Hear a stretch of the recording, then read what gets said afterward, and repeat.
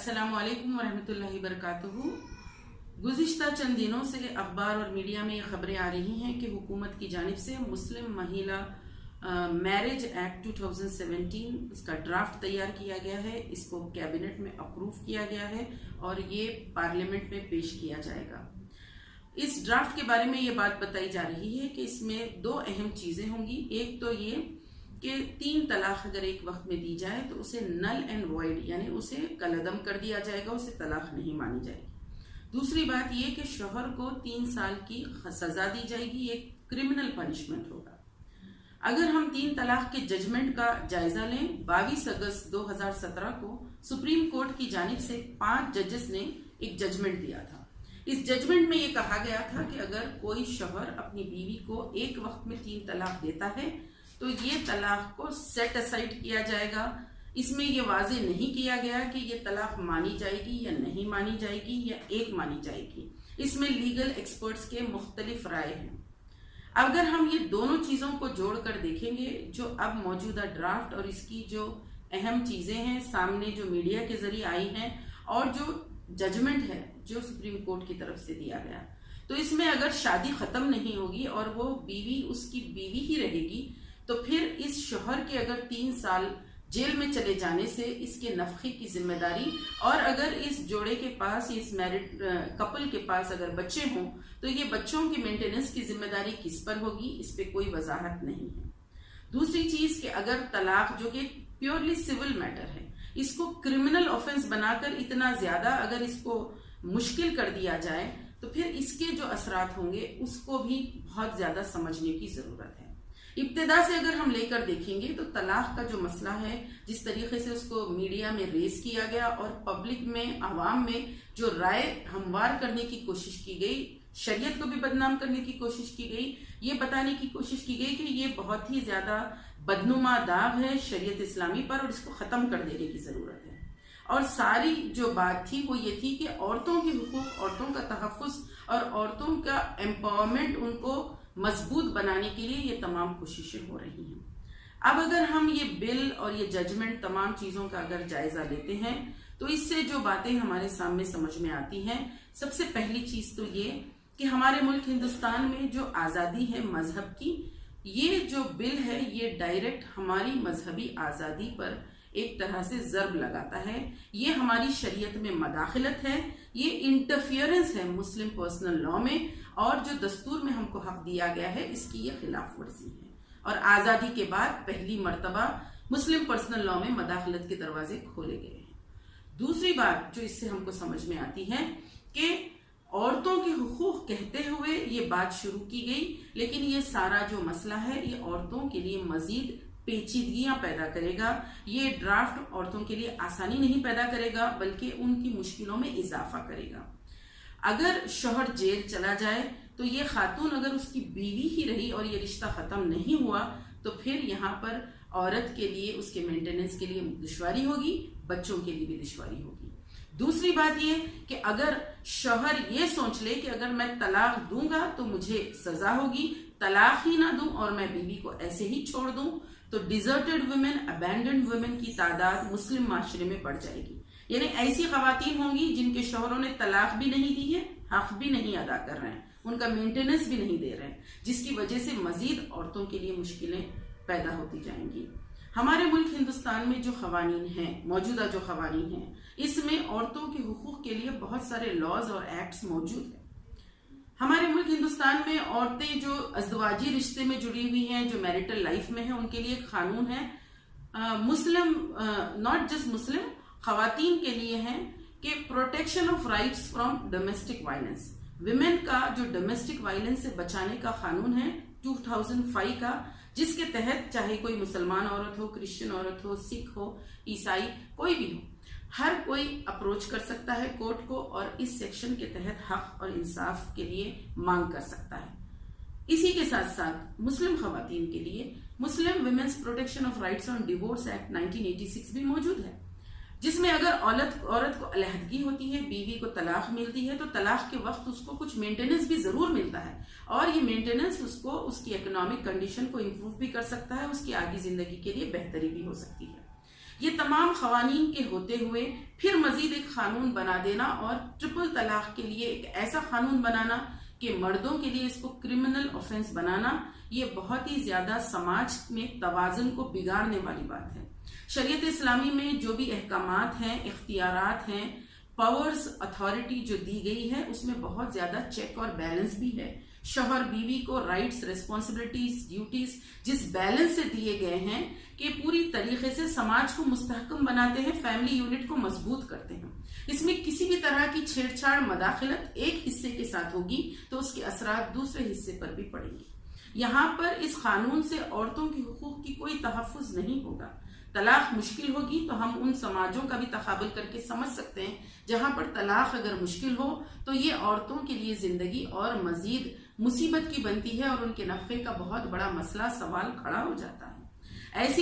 ایسے سماج جہاں پر طلاق کے لیے اگر عدالت میں جانا ہو تو عدالت میں جو دیری ہوتی ہے، جوڈیشل ڈیلے جو ہوتا ہے، اور اس کے لیے وکیلوں کے پیچھے جو ایکسپنسز ہوتے ہیں، یہ مسلم سماج کے لیے بہت بڑی پریشانی والی بات ہے۔ سارے اینگل سے اگر ہم اس ڈرافٹ کو اور اس ایشو کو دیکھیں اور اس کو سمجھنے کی کوشش کریں تو عورتوں کے لیے اس میں کہیں پر بھی بہتری نہیں ہے۔ اب اس کے بعد ایسی کئی خواتین، نام نہاد تنظیمیں، مہیلا آندولنز اور کچھ ایسے مسلمان جو شریعت اسلامی سے واقفیت نہیں رکھتے، وہ آگے آ کر میڈیا میں یہ کہہ رہے ہیں کہ ہم اس کی پوری طریقے سے تائید کرتے ہیں، اس طرح کی سزا ضرور ہونی چاہیے۔ حضرت عمر رضی اللہ تعالیٰ عنہ کے دور میں بھی ایسی سزائیں دی جاتی تھیں۔ تو یہ بات آپ کو، ہم کو، سب کو اچھی طریقے سے سمجھنا چاہیے کہ حضرت عمر رضی اللہ تعالیٰ عنہ ایک خلیفہ تھے، امیر المومنین تھے، وہاں پر ایک پورا اسلامی نظام تھا اور اس کے تحت اور بھی جو دوسرے غلطیاں لوگ کرتے تھے اس پر بھی سزائیں دی جاتی تھی، اور ساتھ ہی ساتھ اس طرح کی اگر کوئی حرکت کرے، طلاق بدعت دے، تو وہ بھی سزا ہوتی تھی۔ اس مسئلے کو آؤٹ آف کانٹیکس لے کر ایک ایسے ملک میں جو کہ جمہوری ملک ہے، جہاں پر میجورٹی مائنورٹی کی حیثیت سے مسلمان مائنورٹی میں ہیں اور حکومت میجورٹی میں ہے، جب سے یہ 3 طلاق کے ڈرافٹ کا ڈسکشن میڈیا میں آیا ہے، اس کے بعد کئی تنظیموں کی جانب سے اور کئی ایسے نام نہاد مسلم خواتین کی جانب سے بھی اپنی اپنی رائے میڈیا میں آتی جا رہی ہے۔ یہ بات اچھی طریقے سے سمجھ لینا ہم کو ضروری ہے کہ یہ مسئلے کو، سول میٹر کو کرمنل آفینس بنایا جائے گا، اس کا غلط استعمال بھی بہت ہوگا، ایکسپلائٹیشن بھی ہوگا۔ جب ڈوری پروہیبیشن ایکٹ آیا تھا اس وقت بھی اس کا بہت زیادہ ایکسپلائٹیشن ہوا، اور اب اس وقت کئی ایسے لیگل ایکسپرٹس ہیں جو کہتے ہیں کہ it is a double edge sword, دونوں طرح سے یہ استعمال ہوتا ہے، کبھی خواتین بھی اس کا مس یوز کرتی ہیں۔ اب اگر ٹرپل طلاق کو کرمنل افینس بنایا جائے گا تو اس کے بھی مس یوز کے بہت زیادہ چانسز ہیں، اور اس کی وجہ سے بہت معصوم لوگ بھی اس قانون کے زد میں آ سکتے ہیں۔ یہ بات ہم کو سمجھنا چاہیے کہ جو سماج میں مسائل خواتین کے ہیں وہ سماجی مسائل ہیں، وہ مذہبی مسائل نہیں ہیں۔ مذہب نے کبھی کسی بھی مرد یا عورت کے خلاف کوئی احکامات یا تعلیمات یا قوانین نہیں دیے۔ اصل مسئلہ سماج کا ہے۔ سماج کے جو مسائل ہیں وہ سماج سدھار سے اور اصلاح کی کوششوں سے دور ہو سکتے ہیں۔ ضرورت اس بات کی ہے کہ سماج میں اصلاح معاشرے کا کام ہو۔ All India Muslim personal law board کی جانب سے ابتدا سے ہی یہ بات کہی گئی کہ یہ سپریم کورٹ کا دائرہ نہیں کہ مذہبی امور میں مداخلت کرے اور اس کے بارے میں کسی بھی طرح کے قوانین بنائے۔ اور all India Muslim personal law board ابتدا سے شریعت اسلامی کو سمجھانے، دعوت شریعت، تفہیم شریعت اور اصلاح معاشرے کی کوششوں میں مسلسل لگا ہوا ہے۔ ایک سگنیچر کیمپین شروع کیا گیا تھا جس میں پورے ملک ہندوستان سے 5 کروڑ دستخطیں اس بات کی تائید میں وصول ہوئیں کہ مسلمان مسلم پرسنل لاء کے ساتھ ہیں، مسلم پرسنل لاء میں مداخلت، انٹرفیئرنس نہیں چاہتے۔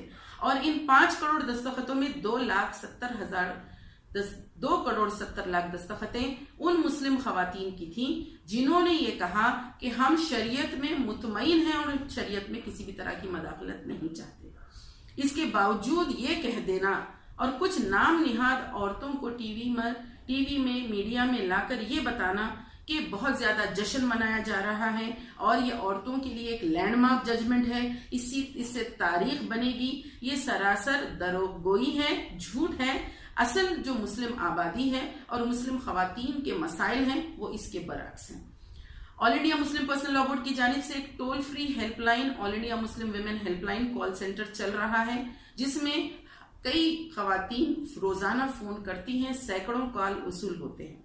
असल जो समाजी मसाइल हैं उसमें है कि औरतों के साथ अगर जुल्म ज्यादती जहेज की वजह से हो, शोहरों का सही बर्ताव न हो, सास ससुर की जानिब से कोई ज्यादती हो, या फिर नफक़े का हक अदा नहीं किया जा रहा हो, विरासत के मसाइल हो, इसके लिए खवातीन फोन करती हैं और यही असल हमारे समाजी मसाइल हैं। इस वक्त हमारी उम्मत मुस्लिमा, मुस्लिम कम्युनिटी कई और चैलेंजेस से गुजर रही है। हमारे पास तालीम की कमी है, इलिटरेसी है, गरीबी है, माशी बदहाली है। ऐसे वक्त में मिल्लत पर ये समाजी मसले को कॉम्प्लिकेट करके पेश कर देना, पूरी उम्मत को इससे दुश्वारियां होंगी। इसके जो असरात समाज और खानदान पर होंगे। अगर निकाह या तलाक मुश्किल होगा तो फिर इससे अखलाकी बेरारवी के बढ़ जाने का खतरा है। यानी कि अगर हलाल रिश्ते और हलाल रास्ते रोक दिए जाएंगे तो फिर नाजायज रास्तों पर लोग चल सकते हैं। इसका बहुत बड़ा अंदेशा और खतरा है। इस्लामी तालीमात मुस्लिम समाज को एक 5 साले माशरा बनाने के लिए खानदान को, फैमिली को एक बुनियादी यूनिट बनाकर पेश करता है। और इसमें जो सबसे इम्पॉर्टेंट चीज जो प्रायोरिटी इसमें रखी गई है वो बच्चों की अपब्रिंगिंग है, औलाद की तरबियत। ये वालिदैन की अजीम जिम्मेदारी है और औलाद की तरबियत के लिए घर का, खानदान का माहौल पुरसुकून होना बहुत जरूरी है। अगर मियाँ बीवी अपने मसाइल के लिए कोर्ट कचहरी में, अदालतों में लड़ते झगड़ते रहेंगे तो इसके असरात बच्चों पर बहुत गलत पड़ेंगे और आने वाली नस्ल बहुत ज्यादा इससे मुतासिर हो सकेगी। ये कानून मर्द और खवातीन को भी एक दूसरे के खिलाफ भड़काएगा। ऐसी खवातीन जो इस वक्त इस्लामी तालीमात से वाकिफ नहीं है वो ये समझेंगी कि हमको कुछ हक मिला है और वो ये समझेंगी कि ये राइट्स हमारे लिए फायदा पहुंचाएंगे, बल्कि इसके जरिए से उनके घर और खानदान टूटने का भी खदशा है। और ऐसे मर्द जो जुल्म करते हैं उनको इस कानून से बच निकलने की बस यही राह होगी कि वो ये समझेंगे कि तलाक ना 1 बोलो ना 3 बोलो, बगैर तलाक दिए बीवियों को छोड़ दो, क्योंकि हम इस ट्रिपल तलाक के कानून के जद में नहीं आएंगे। तो अगर हम इसका मुकम्मल जायजा लें तो ये कानून किसी भी तरह से मुसलमान औरतों के मसाइल को हरगिज हल नहीं करने वाला, बल्कि समाजी जो सूरत हाल है उसको मजीद दुश्वारियों और मुश्किलों में डालता है। आखिर में ये बात आपको, हमको, सबको इत्तेफाक से, अरबाबे हुकूमत से और सबके सामने कहना है कि ये कानून हमारे पर्सनल लॉ में इंटरफियरेंस है और क्रिमिनल ऑफेंस जो बनाया गया है इसकी हम सख्ती से मजम्मत करते हैं। विमेन्स राइट्स इसमें बिल्कुल नहीं है, औरतों के हक में ये कानून बिल्कुल नहीं है, क्योंकि ये कानून के जो असरात इम्प्लीमेंटेशन लेवल पर जब समाज में आएंगे बहुत सारे कॉम्प्लिकेशंस पैदा होंगे और वो जो नाम निहाद औरतें नुमाइंदगी कर रही हैं वो हमारी नुमाइंदा खवातीन नहीं हैं। मुस्लिम खवातीन पूरे मुल्क हिंदुस्तान की शरीयत इस्लामी को पसंद करती हैं, उसी के मुताबिक अपनी जिंदगी गुजारना चाहती हैं। और आखिर में ऐसी तमाम बहनें जो इस वक्त बेचैन हैं, परेशान हैं, फिक्रमंद हैं, तड़प रही हैं, उन सबको मैं ये पैगाम देना चाहती हूँ, हालात बहुत ज्यादा पुरआशूब हैं, लेकिन हम सबको अल्लाह पर भरोसा करना चाहिए, तवक्कुल करना चाहिए, अपने ईमान और इस्तिकामत के साथ दीन को मजबूती से थामते हुए शरीयत इस्लामी पर अपनी इनफरादी इज्तिमाई जिंदगी में मुकम्मल तौर पर अमल करने की फिक्र कोशिश करते जाना चाहिए। हमारी ये जिम्मेदारी है कि हमारे समाज और माशरे में जो बुराइयां हैं हम उसको दूर करें, और अगर कोई बहन भी या कोई भाई मुतासिर हो रहा हो हमको उस खानदानी और समाजी मसले में इन्वॉल्व होना चाहिए और वहां पर काउंसलिंग के जरिए समझाते हुए जो भी अज़दवाजी तनाज़े हो या खानदानी मैटर हो उसको हल करने की कोशिश करना चाहिए। हमारी फिक्र कोशिश ये हो कि हर हाल में हम पूरी तरीके से शरीयत इस्लामी की पाबंदी करें और किसी भी तरीके से शरीयत इस्लामी से रूगर्दानी और अल्लाह की नाफरमानी ना करें। इंशाअल्लाहुल अज़ीज़ हमारे मुल्क हिंदुस्तान में जो जमहूरियत है और यहाँ पर जो हमको हुकूक है उसका पूरा इस्तेमाल करते हुए पुरअमन तरीके से अगर हम अपनी बात लोगों के सामने रखेंगे, मीडिया में उठने वाले जितने भी गलत फहमियां हैं مسکنسیپشن ہے اس کا صحیح طریقے سے جواب دیں گے، ساتھ ہی ساتھ اپنی سماج پر بھی نظر رکھتے ہوئے اصلاح معاشرہ کی کوشش کریں گے، تو یہ عین ممکن ہے کہ انشاءاللہ العزیز ہماری شریعت کی حفاظت بھی ہوگی، ہمارا معاشرہ بھی صالح معاشرہ بنے رہے گا۔ یہ آسان کام نہیں، مشکل کام ہے، لیکن آپ کو ہم کو یہ ذمہ داری سمجھتے ہوئے، فرض سمجھتے ہوئے یہ کام کرنا ہے۔ اللہ تعالیٰ سے دعا ہے اللہ تعالیٰ ہم سب کو ایسے وقت میں متحد رکھے، اتفاق کے ساتھ اپنی کوششوں کو جاری رکھنے والا بنائے۔ وآخر دعوانا الحمدللہ رب العالمین۔